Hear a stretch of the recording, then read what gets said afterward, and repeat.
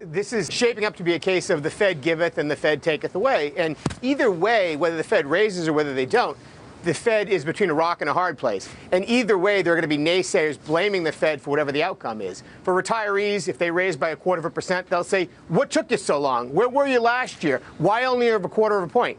For those in the stock market, they'll say, look, this is going to take money out of the stock market. This is going to deflate the sales that have been driving this economy. Autos, housing, all benefiting from low rates.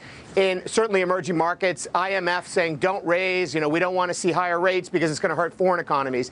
But I think regardless, that blame is misplaced because the blame on the Fed is not the right approach. The blame should be on Washington for putting the Fed in this position in the first place. They're trying to solve a problem that they didn't create. They didn't make people spend $18 trillion in debt, but they're trying to fix it. Larry, guys, let me ask you finally on this. Do you think that if we had to get back to that norm that Lizzie pointed out, let's say to 3, 4, even 5% on Fed funds, we're at 0. To get to that would be multiple meeting increases that would go on conceivably for years if you were to move conservatively a quarter, even a half point at a time.